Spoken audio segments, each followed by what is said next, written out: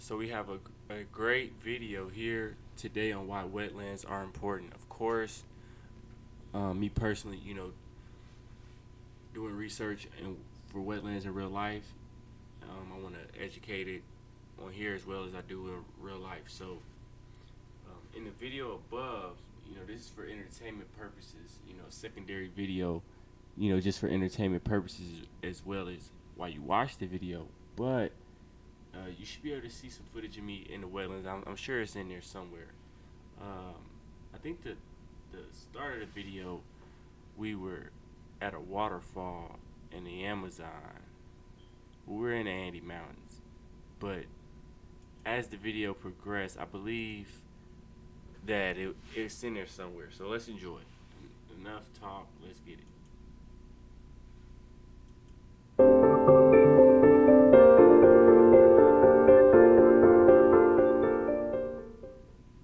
Public lands are an important piece of wetland conservation, but public land alone can't sustain duck populations. Rocco taught us how important the Central Flyway region is for ducks. And a large part of the Central Flyway is the Prairie Potholes region. What is the Prairie Potholes region? The Prairie Potholes region is a unique mix of grasslands and wetlands that stretches across Canada on the United States border to Montana, North and South Dakota, Minnesota, and ends in Iowa and Nebraska. This region was formed 10,000 years ago as the glaciers melted and left these shallow pools of water. Now these wetlands are home to hundreds of species of wildlife. Sounds like this region is pretty important for wildlife.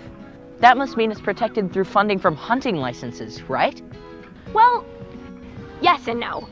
A large part of this region is protected by conservation efforts, but also a large part of this region is owned by private landowners. Okay, so what does conservation look like on private land? That's a great question. Let's head back to South Dakota to take a look at what private organizations like Ducks Unlimited are doing to help preserve private wetland habitats.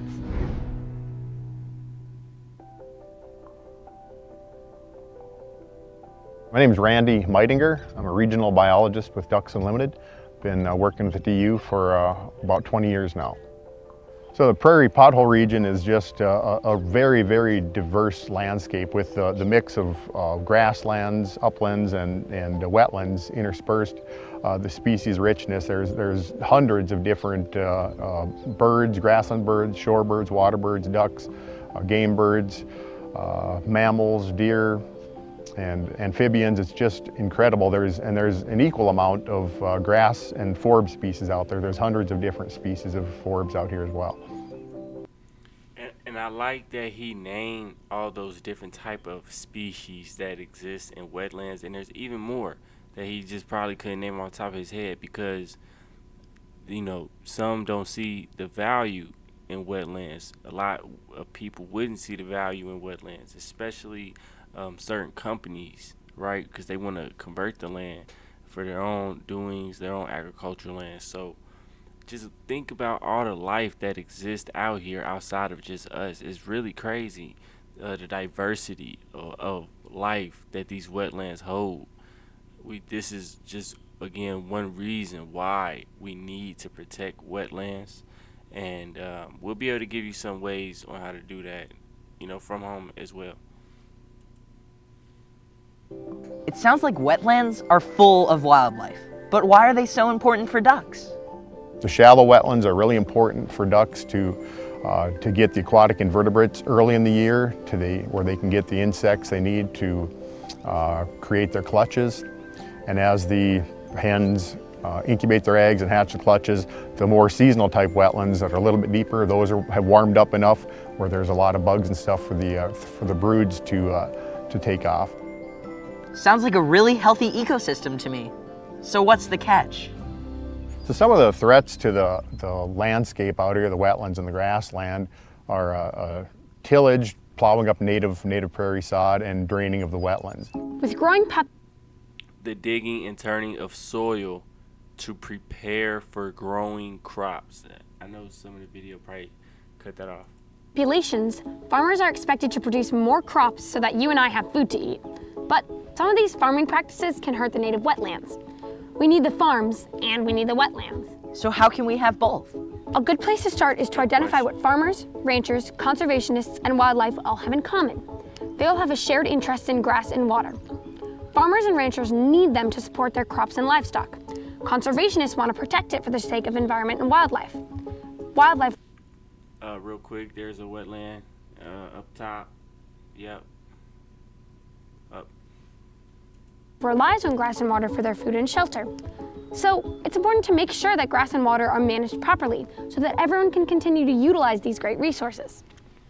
I'm Brad Schmidt. I'm the regional agronomist with DU, and I've been with DU for about 2 years now. What we see is a lot of conventional tillage. So we see a lot of black dirt that's tilled up annually, every fall and every spring.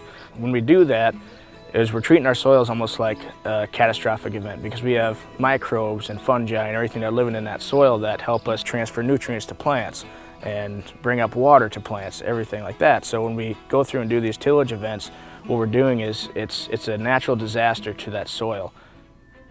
Soil is full of microscopic life called microbes. These are things living in the soil that are so small that you need a microscope to see them. Yeah. These microbes, such as bacteria, are essential for the health of the soil and the plants. Since plants are rooted in soil, they rely on the soil around them to provide the nutrients they need to live and grow. These tiny bacteria live on or inside live plant roots and can help the plant absorb nutrients. They even protect the plant from disease or drought. However, when the soil is tilled, the live plant roots that the bacteria were living on are ripped up. Without a home, these bacteria die and the health of the soil is depleted, so it's harder to grow the crops we need for food. We're all connected with soil because every single thing that we need to survive, food, air, and water, all originates from the soil. So if we're not taking care of the soil and thinking about soil first, we as humans, and it's not even just the ducks that aren't going to have existence anymore, it's going to be us as well. So I think one thing that we forget about is, us humans are not invisible. We're an animal just like everything else is. So we have to think about what we're doing in this world that's going to impact for generations to come.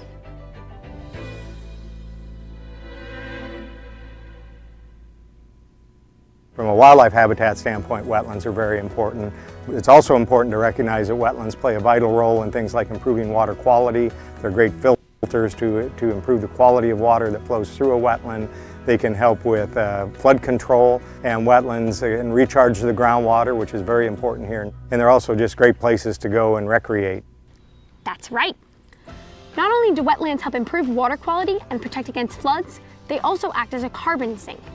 That means that they store carbon from the atmosphere by holding it in their plants and in their soil. Holding a lot of carbon helps restore the soil's health. This can help lead to better crop growth, resistance from drought, and even protection against erosion. Who would have thought that dirt played such a big role in keeping our planet healthy? I mean, that is one of our huge priorities and goals, is to help. It's kind of crazy he said that. Yeah, it is. Soil is like oil, right? For a car, you need it. You need to take care of it. You need to make sure that, because everything that is on earth comes out of it, right?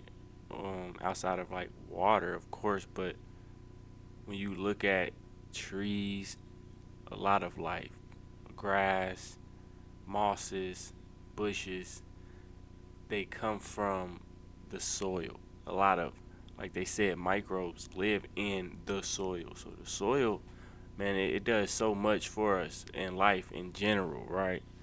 And that's one thing, we need to learn to do, is learn how to use soil in our day-to-day life. Learn how to plant, learn how to grow. So that way we can start growing our own foods and learn to depend on ourselves. And that's what else we're going to be doing on this channel, is teaching to learn to grow our own stuff, right, for the people that are interested. But I digress, so we can continue with the rest of this video.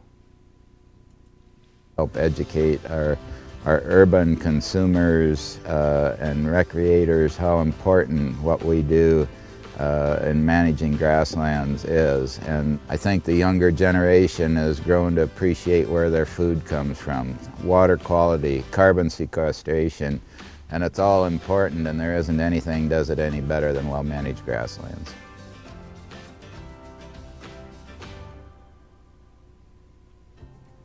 Andy Mountains. Well, there you have it.